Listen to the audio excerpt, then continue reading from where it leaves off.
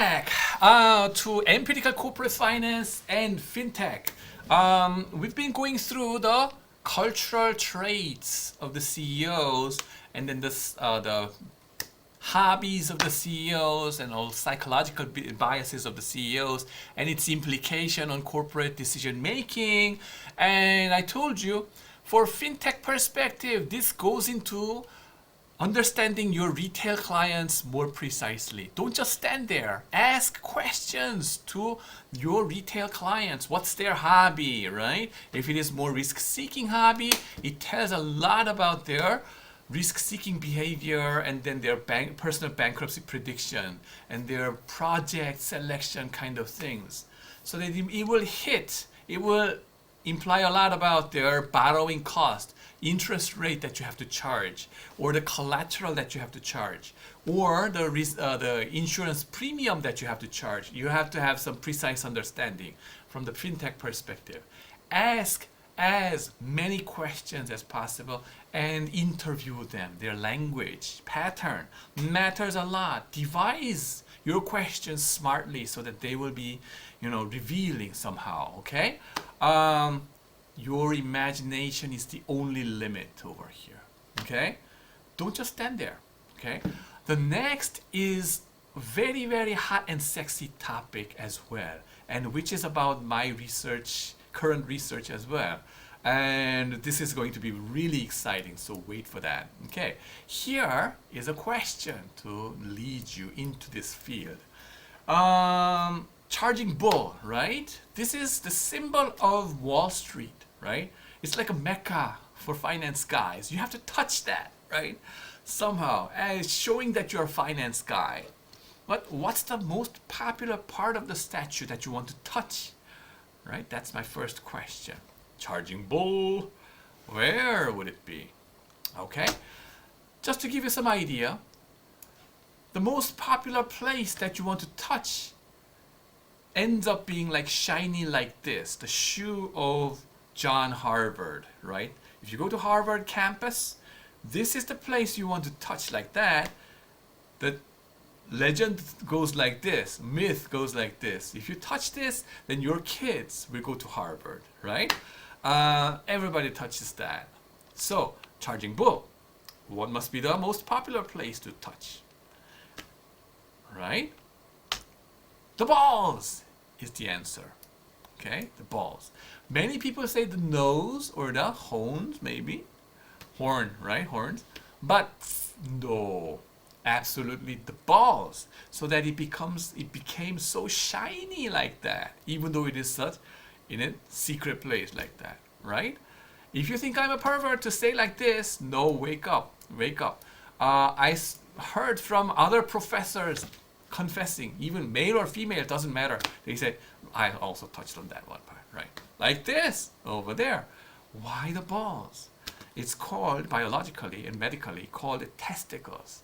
Testes, it comes from Greek words, right? Why Greek? Because Hippocrates was the father of medicine, right? The Greek person. And the hormone that comes out of this place is called testosterone because it's testicles, right? And it has a lot to do with masculinity. Don't misunderstand. I'm not talking about the guy versus girl thing over here. The women also have this testosterone hormone, right? But this is more about male hormone, right? You also, everybody has this hormone, but it's a different degree. And what's the impact of this male hormone? Okay, drives you to take more risk. Okay, and the news media also highlights this part. It gives you, the tourists rub on this bronze balls of Wall Street charging bull statue. Why? And they say it gives you good luck. They say superstition kind of things. Oh my God, over there, right? Right, all around the world they do it. Mecca, I told you. And then the testosterone and risk taking, okay, is a hot subject in finance right now. Nadler et al. An experiment, they do it like 140 male sample, average age of 23, which is your age, by the way, half of them were treated with testosterone and the other got placebo, nothing, right? Sugar water maybe.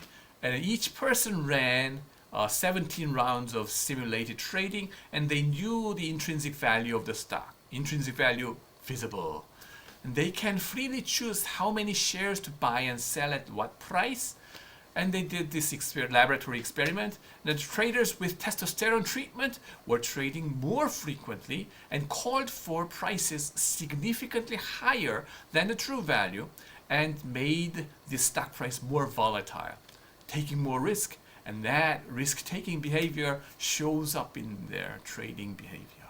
Okay? Testosterone hormones influence, inevitable. And there comes our good old friend Henry Cronqvist, right?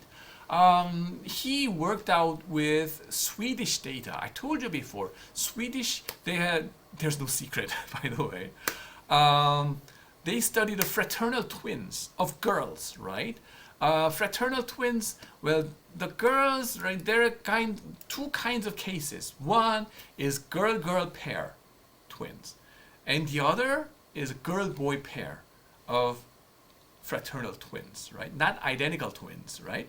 The girls in B, right, over here, girl-boy situation, would have more exposure to testosterone than their girl in A over here. Okay? Because of the influence of the guy over here, right next. And then the testosterone flood that will be flooding into this blood of this girl over here. So during their lifetime, after they were born, right, these guys compare this girl versus this girl. Which one will be more likely to participate in stock market? The answer is clear, over here. Which one will be trading more? The answer is clear, over here, compared to this girl. Okay? Very clever setting, right? Are more likely to participate in the stock market and trade more frequently. That's the influence of testosterone. Okay? Good. But how would you measure this testosterone? Is a challenge in empirical testing for real-world traders and real-world CEOs, and that in large sample. Okay, large sample. Remember, this is behavioral corporate finance, right? CEO testing, very difficult. At least for the traders, right? Stock traders. Somebody did it. Professor John Coates at Cambridge, right? He used to be Goldman Sachs trader, and then his friends were in London trading floors. So he went to Goldman Sachs trading floor. And then one of the ways to measure the testosterone level is by looking at your fingers over here, right? Fingers. If mom has stressful situation during pregnancy, she has more testosterone in her body. Okay? 시어머니랑 싸워. It's like fighting with your in-laws or maybe your husband. Stressed of too much in your, while you are pregnant, or in your workplace. Okay? Stressed up. Or you had to struggle a lot. Maybe in a war situation, you had to go through then high testosterone naturally feeds into your body, and then it influences the testosterone level of your children inside your womb. And then how does it influence? How can it show up? The finger length on your fourth finger, 약지, right? Not the second digit or middle finger. No. Right? But the fourth digit finger versus second digit finger, right? If you compare this length, this guy will be way longer than this guy, okay?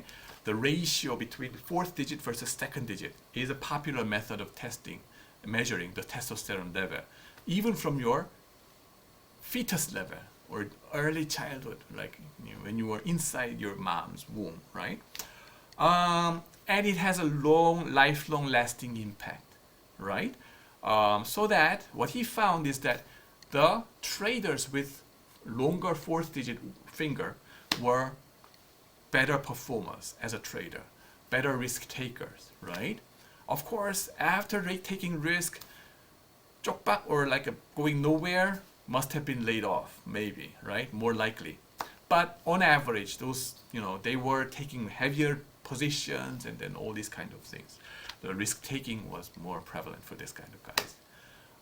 The question is, in the following picture, I give you another interesting, related question to you. Okay, I told you so far about the testosterone influence. The next is about going into my research as well. So before we going into that, let me ask you this question: which one, in the previous picture, what can you remember the most? Right? I flash this picture for a second. Okay, what can you remember the best? And then the people usually say, there was a latte, the coffee, don't you remember anything else? But they would usually respond quickly and say, I remember there was something like human face over there at least, right? That was a picture I took one Sunday morning after receiving a lunch tray with a latte. That was in a Slow Garden in Seongbuk-dong area. If you have time, go ahead about there. That changed into a different store, but anyway, latte was there, but there was an interesting pattern like that. Okay, here human face like this, right? Other things are also important, but what is important for us is human face, because we are human beings, and then because of the brain has a special area that recognizes faces, right? And that part of the brain is deeper into the root of brain, which is has to do with our evolution process. It's the face recognition has to do with more basic instinct, right? The brain has evolved over time so much so that the inner brain is related to more fundamental part of biological. I mean, your animals, right? When you are reptiles or the frogs, right? They commonly share this part, okay? Whereas the outside brain over here is more intelligent side of us, right? More human, more advanced. The species are developed over here. The fact that the face recognition part is activated, right, inside this brain part, tells us that face recognition has to do with more fundamental or more basic instinct of us, right? Now, why is that the case, right? Human beings are social animal, right? We evolved to be the fastest in recognizing faces to extract meaningful information, right? The intuition from Chinese character is run, right? 사람인, right? Two humans leaning against each other. We are social being, right? After COVID-19 crisis, we realize how social we are, right? Lack of social contact make us depressed, of course. And of course, in Bible, it says what? 눈을 들어 하늘 보라. Like where will I raise my eyes and then look up to the mountain? Where will my help come from? Okay, I try to look around and then my help comes from Jehovah, they say, right? But in natural selection process, right, your help comes from your parents and then your neighbors and then your families, right? Think about the babies, right? Two babies. One baby is fast in face recognition. The other baby is slow in face recognition. Both of them scattered in a green field, nowhere. Who will have a better chance of survival? Of course, the one who is fast in recognizing human face. Okay, the symmetry in eyes and over here in the nose and then the lips and all these kind of things, right? If you're fast in recognizing the face, especially the face of your mom and daddy, right, or your family and then your neighbors, right, you must have had a better chance of survival than the other guys who are slow in pattern recognition, face recognition, right? natural selection happened that way. So much so that you are now hardwired in our brain so that we are fast in recognizing the face. And so much so that whenever we see any pictures, right? We see any pictures like the one I gave you, the trays of the breakfast, right? Your eyes goes into that latte that with the face, human face over there. Okay, remember, it keeps on being in your memory. Okay, even though you are hungry, you first look at the face, right? Not the food, right? That's amazing. Face recognition is a key task in our brain, very, very fundamentally important for our very survival. Competence of the owners of the face. Okay, 선수는 선수를 알아보다. Like when you go to any job interviews, right? The first impression is very important. That idea is tested over here. Okay, within 0.1 second after seeing the face, right? First impression or whatever face, you try to estimate their competence level of the picture, the owner of the picture, right? Whose face is it, right? And that you try to recognize and estimate or assess the competence of that person by looking at his face or her face within 0.1 second.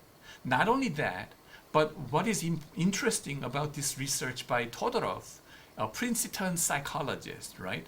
Princeton University psychologist, is that your assessment within 0.1 second is better than random guessing, right? Better than random guessing, much better. Actually, 70% of the time you are right, or 60 to 70% of the time. It's better than coin flipping. How did they test it? Well, they flashed, right, a pair of face pictures. Face pictures taken from election campaigns, right? Those election for house members or 하원의원 or senators, right? Those were the candidate of successful guys versus the loser, right? They were shown simultaneously and flash 0.1 second, and then they asked which one looks more competent, right? It's not confident, but which one looks more competent, better able to deliver something for you, right? Not saying anything about the election or anything, right? But showing this, flashing these pictures of two people, 0.1 second, and for the first time, dong, you see an A and B, which one is more competent? Pick one, and then chances are you are more likely to pick the winner of the election. Okay? It's coherent and consistently going on, right? Right. So study with congressional election candidates was done. Face recognition, and then you extract a meaningful information out of it. That's more important part. Face is informative about your competence. 선수는 선수를 알아본다. It's like a ding. You can recognize it within 0.1 second. This is one primary reason that I emphasize you to take management communication class of Joseph Kim, right? No matter what, right?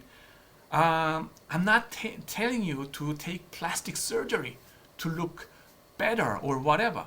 No, it's about the competence showing in your face somehow, okay? I tell you later, cosmetic surgery hurts, right? It's more about your facial expression and then it's showing your confidence in you, right? And then it just intangible things pops up. And now with this advanced AI technologies, right? We are capturing it, quantifying it. We are able to do it. So that's why I tell you to train yourself with management communication. You need it. Asian students, Korean students, you need it.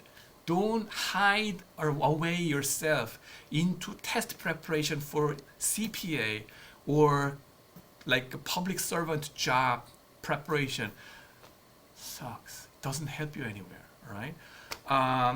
go for management communication class, right? And then emotions of the person by looking at his facial expression, 눈치 kind of things, right? Sensing the atmosphere. You try to extract meaningful information by looking at other people's faces, their eyebrow movements or eyes, right? Laughing or this kind of things. So you want to extract the meaningful information, right?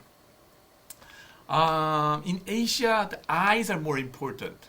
In Europe or Western culture, the mouth is more important in your communication. That's why in Asia, putting on the mask, right, like this, the people are less resistant. Less resistant because we've been looking at the other people's eyes to extract information. 눈치까지, like by looking at his eyes, I could see I could see that impression, right? But Asian peoples don't talk with their facial expression too much, right? Perhaps it has to do with their more authoritarian culture, maybe Confucianist, so that your facial expression has to be like always like dead face, blah blah blah blah blah blah blah blah blah blah blah blah. It's not that meaningful, right, over here. But the 눈치 is like without saying it, like this, right? You're not supposed to do that. It's like Whereas in Europe, you are saying like you're not supposed to do that, huh? You can, your mouth and everything is much more informative over here. And this is the reason why Hello Kitty was badly performing. They failed, right? Hello Kitty failed in the US market because the Hello Kitty mascot character does not have mouth over there. Okay? And then putting face mask in the US and Europe, no. People, so many of them demonstrate, right? It does not work in European culture because it forbids, right, from communicating. Whereas in Asia, it's like we can still communicate with this, like eyes, right? Okay, let's do, right? Anyway, the face is important and informative, but is it informative about your testosterone? Is a question in corporate decision making. And my research finds that it is, right? How does the masculinity of the CEO affect the firm performance has been studied a lot, and some part of it, you can capture it by face. Wang and the other Wang and friends, they studied the CEO's facial masculinity and found out more masculine faced CEOs deliver higher return on asset, better short-term performance, right? Jia, Van Lent, and Zhang, right? They do a follow-up study about this ROA. That's short-term performance. But to deliver short-term performance, right? There may be some cost to it because high testosterone guys, right? They are trying to achieve better social status, higher social status, to show off their masculinity, right? This testosterone drives them to achieve higher social status, right? No matter what. The problem is that no matter what problem, 수단과 방법을 가리지 않고, it's like whatever method it may be, I just achieve something in the short run at whatever cost. Well, that whatever cost may be detrimental to the corporate setting. Because what if they deliver better performance superficially at the expense of cosmetic accounting?